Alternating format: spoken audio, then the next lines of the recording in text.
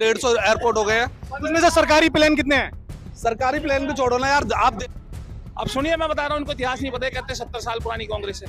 140 साल हो गए कांग्रेस को, मैं बता दूं, ठीक है। हर घर में एक अग्निवीर होगा जो हथियार चलाने में सक्षम होगा। हाँ, रोजगार नहीं मिलेगा, रोजगार। वो लोगों को लूटेगा और वो लोगों पे गोली मारेगा और मर्डर करेगा, ये करेगा। सैया तो खूबे कमाता है, महंगाई डायन खाया जाता है। जो महंगाई पहले डायन हुआ करती थी, आज वो डार्लिंग हो गई है, ठीक है। तो मिलते हैं लोगों से जो बताएंगे कि महंगाई डायन है या डार्लिंग है। भैया से बात करते हैं। भैया जी मोदी जी के कार्यकर्ता हैं, बिल्कुल बताएं, हाँ जी, महंगाई है या नहीं है? देखिए आप आस पड़ोस के देशों को देखो पहले, उसके हिसाब से आप अंदाजा लगा लो कि हमारे देश में कितनी महंगाई है। आज पाकिस्तान का देख लो, नेपाल देख लो, श्रीलंका देख लो, बांग्लादेश देख लो, आसपास के देश देख लो। उसके बाद यूं क्या हो कि हाँ महंगाई है, नहीं तो महंगाई है तो कमाई भी है। कमाई है कि नहीं है? बिल्कुल है, कमाई है तो बिल्कुल है। उसके साथ में आपकी एक मंत्री हैं, बीजेपी की एक मंत्री हैं, जो वित्त मंत्रालय संभाल रही थी। 4 लाख की सैलरी लेने के बाद उन्होंने कहा मेरे पास चुनाव लड़ने के पैसे नहीं है। तो घोटाले नहीं करे ना केजरीवाल की तरह, या फिर 70 साल पुरानी कांग्रेस की तरह घोटाले नहीं कार्यकर्ता करे। जी, उनके पास पैसे कार्यकर्ता होते। जी, पहले आप सवाल ध्यान से सुनिए। मैंने ये कहा बोला मैं- 4 लाख की तनख्वाह लेने के बाद उनके पास चुनाव लड़ने का फंड नहीं है। ध्यान से सुनिएगा, 15,000 रुपए की तनख्वाह कमाने वाला आदमी अपने घर किराया खर्चा बच्चा पढ़ा के अपने पुराने भविष्य के लिए, आने वाले भविष्य के लिए कैसे बचाएगा? 15 आप सिर्फ ये बताइए, 4 लाख की तनख्वाह कमाने वाला 15,000 कमाने वाला आदमी चुनाव लड़ने की बातें नहीं करता है। आप लोकसभा चुनाव लड़ोगे तो आपको कितना पैसा चाहिए, और वो 1 करोड़ से कम की लागत होनी चाहिए चुनाव लड़ने होनी की। चाहिए ना। और 4 लाख रुपए के हिसाब से 5 साल का कितना हो गया? आप क्या सोच रहे हो कि क्या इन्होंने घोटाले करके औरों की तरह पैसे इकट्ठे कर रखे हैं जो चुनाव लड़ लेंगे? अभी इलेक्ट्रल बॉन्ड क्या था? इलेक्ट्रो बॉन्ड तो वो लाया कौन उसको? मोदी जी लाए। तो मोदी जी किस लिए लाए? ताकि उसमें पारदर्शिता हो। वो घोटाला कहाँ से हो गया? वो तो क्लियरिटी है, वो तो क्लियरिटी है, वो तो क्लियरिटी है कि जो किसने चंदा दिया, कैसे चंदा दिया, कौन चंदा दे रहा है, कैसे चंदा दे रहा है, ये तो क्लियर है ना उसमें। आपको दिख रहा है उसमें? वो तुम बना लो। अभी क्या तुम ध्रुव राठी के चक्कर में मेगा एंटरप्राइजेस का नाम जाएगा? जाएगा। मेगा एंटरप्राइजेस का नाम सुना है? ना 1400 करोड़ का चंदा दिया, 14,000 करोड़ का टेंडर मिला। तो ठीक है, अच्छी बात है, उसमें क्या है भाई? देखो चंदा तो मिल रहा है ना, क्लियर मिल रहा है ना। स्कूल में सीधे कह दे वसूली भाई हमारे। वसूली किस बात की यार? एक बात, मतलब एक आदमी से आप चंदा दो, आपको टेंडर मिलेगा। नहीं, आप मुद्दा करो देश के ऊपर। वो डॉक्यूमेंट कहाँ है? कुछ भी नहीं है मेरे पास है। 5 मिनट बाद में अभी क्या हो रहा है? मेरे पास पूरा है। ये कांग्रेस इलेक्शन कमीशन, कार्यकर्ता जी, ये कांग्रेस व्हाट्सएप ना पढ़ के गूगल खोलिए। अभी इनको क्या, इनको मित्र ध्रुव राठी जर्मनी से आ रहा है, ध्रुव राठी के चरणों में ये पड़े हैं, इनको पता ही नहीं है। वो एक वीडियो बनाता है, वो इनको सब कुछ हो जाए। जर्मनी से सुभाष चंद्र बोस जी भी लड़ रहे थे। जर्मनी से नहीं लड़े, वो हमारे देश से लड़े हैं। जर्मनी, उन्होंने सारे विश्व का भ्रमण करा था, ऐसे नहीं खाली जर्मनी गए। ये ऐसा तो नहीं ध्रुव राठी को यहाँ बुला के पकड़वाना चाहते हो? जिसके चरणों में कांग्रेस पड़ी है। मोदी क्यों नहीं आ रहा है भैया? मेहुल चौकसी क्यों नहीं आ रहा है भैया? मालिया क्यों नहीं आ रहा है? अबे मालिया तो सब आपने भगाए भैया, भगाने वाले बीच अजीत पवार 400 करोड़ रुपए का घपला करके वॉशिंग मशीन में धुल गया। 400 करोड़ का घपला करके अजीत पवार घुल गया। 400 करोड़ का घपला करके अजीत पवार नरेंद्र मोदी की वॉशिंग मशीन में धुल गया। जगन उज्जवल धुल गया भैया। और बीफ और इलेक्ट्रो बॉन्ड क्यों बनाया नरेंद्र मोदी ने, पता आपको? जो गाय काटती है ना बीफ कंपनियां, उससे चंदा लेने के लिए।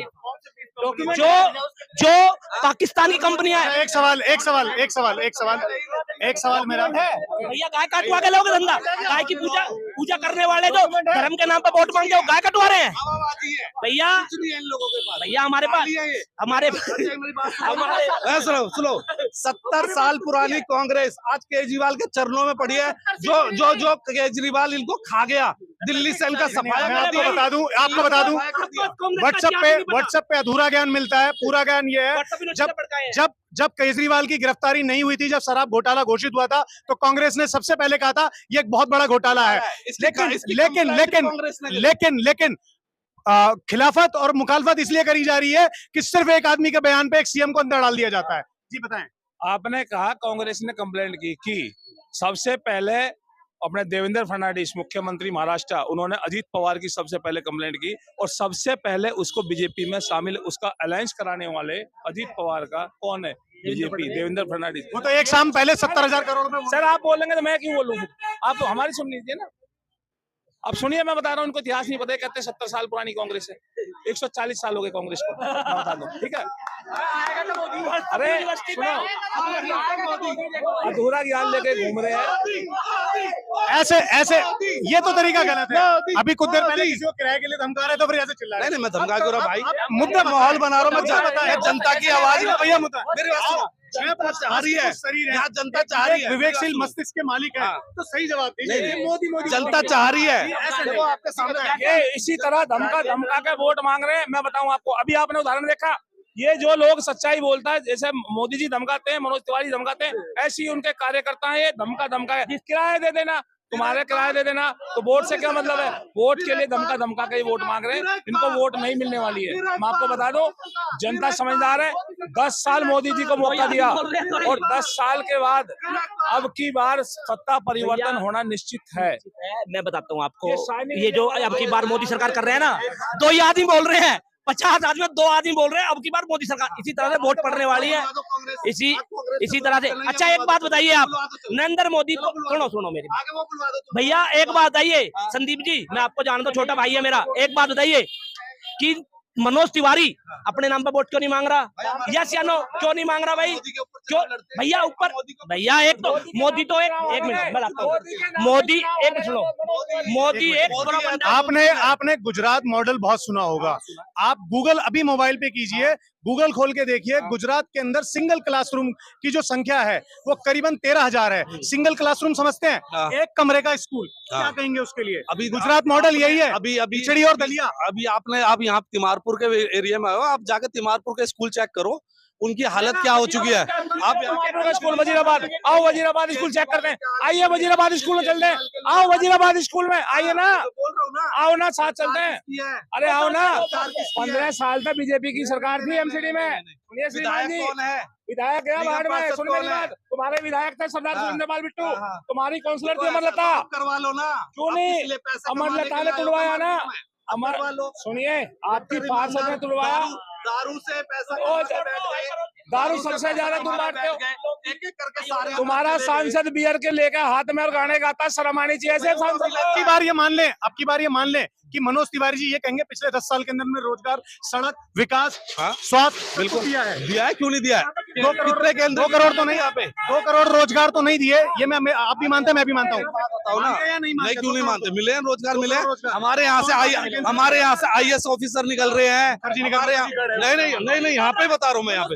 अरे तो फिर वही बात है, उन्होंने बोला JNU में कन्हैया को हमने एडमिट करा दिया, नहीं मनोज तिवारी निकल रहा मोदी। एक मिनट सुनो मेरी बात भाई जी। अच्छा एक और बात, सेना के नाम से याद आया, 4 साल में अग्निवीर रिटायर होगा, ठीक है, लेकिन 75 साल का सांसद रिटायर नहीं होगा। भाई देखो फिर उल्टी बात। अबे भाई योग्यता 22 साल के लड़के के पास नहीं होगी, लेकिन 75 ट्रेनिंग है, वो ट्रेनिंग है, ट्रेनिंग करा के क्या करेंगे? ट्रेनिंग है, उस ट्रेनिंग का आप जब भी जिस समय भी इस देश पे कुछ इस तरह का होगा तो हर घर में एक अग्निवीर होगा जो हथियार चलाने में सक्षम होगा। हाँ, रोजगार नहीं मिलेगा, रोजगार, वो लोगों को लूटेगा और वो लोगों पे गोली मारेगा और मर्डर करेगा, ये करेगा। सुनिए मेरी बात, ये कह रहे हैं IAS अफसर नरेंद्र मोदी जी ने बना दिया उसको, वो पढ़ के आया है, उसने मेहनत की है अपनी। सुनो मेरी बात, उसने रात दिन, अरे ये गाँव के लड़के को बात कर रहे हैं मेरे भाई। क्या कह रहे हैं आप? वो IAS अफसर जब जेल में, कौन सा IAS अफसर? वो कह रहे हैं IAS अफसर है कोई, वो जेल में। वो ये कह रहे हैं मोदी जी ने किसी को IAS अफसर नहीं बनाया, पढ़ के आता है। कौन पढ़ के आता है? अपनी मेहनत से। जैसा जैसी जो चयन समिति नहीं होती ना, जैसे जैसा क्रिकेट के BCCI के अध्यक्ष बन गए, जो देश की तरक्की कर रहा है ना उसको वोट दो।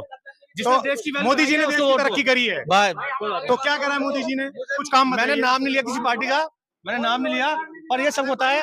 GDP ना आज ही देश में सबसे ज्यादा इंडिया की है। तो भाइयों आप लोगों के सामने बिल्कुल सामने है, इंडिया की 5वें नंबर पे आ गई है, सबसे ज्यादा पूरे वर्ल्ड में इंडिया के GDP सबसे आगे है, सब तेजी से ग्रोथ करने वाली। अभी क्या है ना भाई, देखो मेरी बात, लाल किला इन्होंने बेच दिया, एयरपोर्ट इन्होंने बेच दिए। सुनिए मिनिस्टर सुनिए, तुमने बेचा है, तुम्हारे मोदी ने बेचा है। देश को बेचने वाले गद्दार सबसे बड़ा मोदी है, उसके सांसद है, कोई काम नहीं किया। काम के नाम पे वोट मिलेगी, काम के नाम पे वोट मिलेगी। सुनिए, तुम्हें रोजगार मिला है, तुम्हारे को रोजगार मिला है। वीडियो को विराम देते हुए भैया से बात करते हैं सिर्फ एक बार। मोदी जी के जाते जाते 5 काम गिनाएंगे, कार्यकर्ता है, सड़क पे, रोड पे, गली पे, दरवाजे वोट मांग रहे हैं भैया, पता है 5 काम? हाँ जी 5 काम बताते हैं। पहले जो है आपके एयरपोर्ट हुआ करते थे 75 पूरे देश में, आज 150 एयरपोर्ट हो गए हैं। उसमें से सरकारी प्लेन कितने हैं? सरकारी प्लेन भी छोड़ो ना यार, आप देश के विकास की बात कर रहे हो, देश के डेवलप की बात कर रहे हो ना, सरकारी का क्या मतलब है? अभी एक्सप्रेस वे, हाईवे उसको लगा लो। अरे अरे सुन लो बाबा, सुन लो, अब गिनो। हाँ, एम्स की संख्या पहले कितनी थी? मनमोहन सरकार ने कितनी वो करी? दरभंगा में पर्ची कटवाने चले, दवाई लेने दरभंगा के एम्स में, मोदी जी ने कहा उसका फीता कट चुका है।